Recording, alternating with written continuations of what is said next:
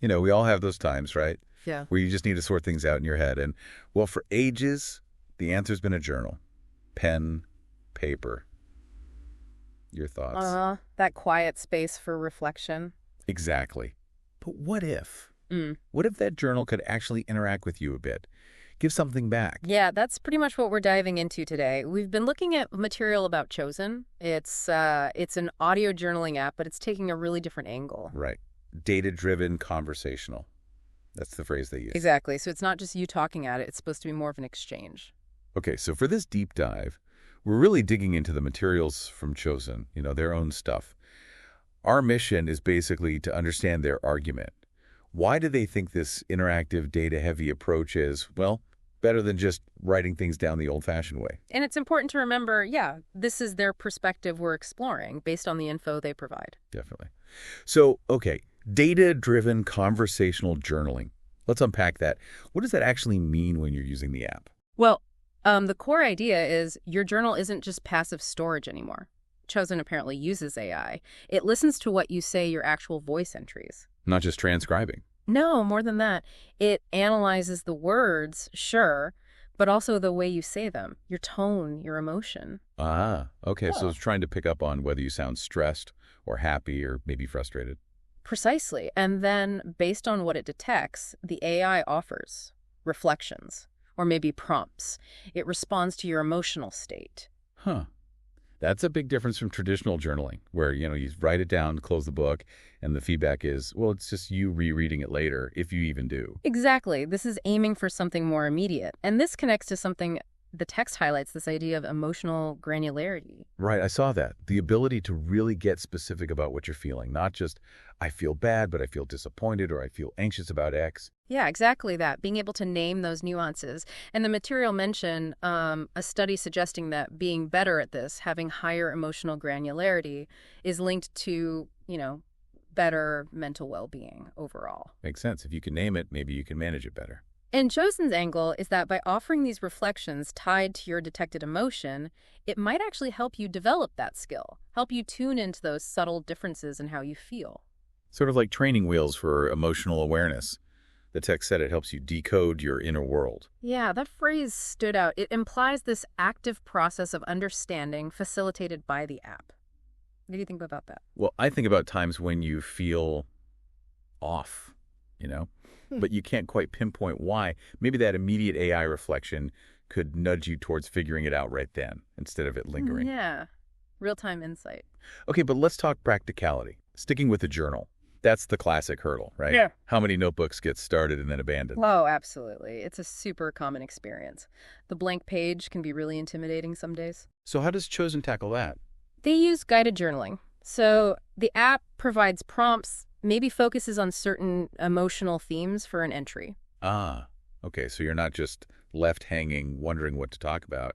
It gives you a starting point, like a little nudge. Exactly. Takes away some of that initial friction. The text we looked at literally says, you're never staring at a blank page. Which could be huge for consistency. You mentioned research. Yeah, the material references some work suggesting that this kind of structured approach, like guided journaling, can actually improve how consistently people journal and lead to better emotional well-being outcomes. It just makes the habit easier to build. Remove that decision fatigue. Right. Okay, so it guides you.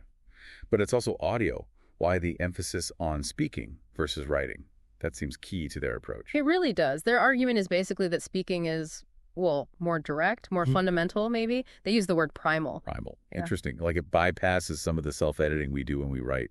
That seems to be the idea. It's potentially more raw, more in the moment. The text talks about a cathartic release from speaking freely without judgment. Yeah, I can see how just voicing something could feel different, maybe more releasing than forming written sentences. And apparently there's even a study mentioned, I think from Stanford, suggesting voice journaling might lead to greater emotional release, maybe even lower depressive symptoms compared to typing it out. Wow, okay. Because the voice carries so much extra information, right? Yeah. The pauses, the pitch, the speed. All those nuances, yeah. Things that get flattened out in text. Chosn's material emphasizes focusing on presence, not perfection. Just get it out there. Don't worry about grammar, just speak. Lowers the barrier. For sure. Which brings us back to the data-driven part. So you're speaking these entries, the AI is maybe reflecting. But what happens over time? How do you see the bigger picture? Right. With a paper journal, that's hard work. You'd have to manually reread, maybe try to connect dots yourself. It takes effort. And Chosn aims to automate that. The AI, according to the text, can summarize entries, track emotional patterns, spot trends over weeks or months. Creating what they call a self-awareness map. Exactly. So instead of just isolated entries, you get this longitudinal view of your emotional landscape. What do you see as the potential benefit there? Well, you could start noticing things you were totally unaware of, like, I tend to feel anxious on Sunday nights, or this specific situation seems to always trigger frustration. Identifying patterns, triggers. Yeah. The material mentioned research on self-tracking, enhancing emotional agency, basically. Feeling more in control because you understand things better. And Chosn claims to make those insights automatic and actionable. So the AI doesn't just show you the pattern, it might even potentially offer suggestions based on it. It's moving from just recording to actively analyzing and providing feedback. Which leads to thinking about who this might be for. The text brings up limitations of traditional therapy cost, waiting lists, maybe stigma. Right, and Chosn positions itself kind of in that space. Not necessarily a replacement, but maybe a more accessible alternative or supplement. It's private, it's available anytime, 24/7. You control when and what you share. That's a big difference from scheduling appointments. And also different from traditional journaling's needs, right? Quiet space, pen, paper, motivation. Chosn aims to be more frictionless is the word they use. Just pull out your phone and speak. And emotionally responsive, which a blank page just isn't. Yeah, that responsiveness is core to their pitch. It suggests a different kind of interaction with your own thoughts and feelings, more dynamic. So wrapping things up, it seems like the vision behind Chosn is really about the future of, well, emotional wellness, I guess. Yeah. How we interact with ourselves. Definitely. The material talks a lot about the importance of being heard deeply, safely, and intelligently. They frame Chosn as the next tool for inner work, building on what journaling already does. But adding this layer of interaction insight. Right. It's presented as a companion, not just for tough times, but for processing all sorts of feelings, noticing growth, finding clarity, more than just a mental health support app, as they put it. And that final line really sums it up. If you've ever wished your journal could talk back, now it can. It really hangs on that conversational piece. So just to recap the main arguments we've pulled from their materials, they're saying Chosn offers advantages through that real-time AI emotional reflection.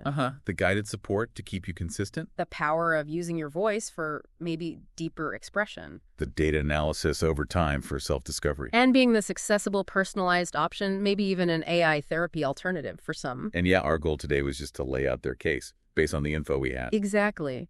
Which kind of leaves us and you, the listener, with something to think about. Yeah. Well, just as technology like this evolves, how might it continue to change these really personal practices, like reflection, self-understanding? What does it mean for our individual journeys if we start having AI companions involved in that process? Having your inner world reflected back by an algorithm, definitely, it's a fascinating shift to consider. What are the implications? Something to mull over for sure.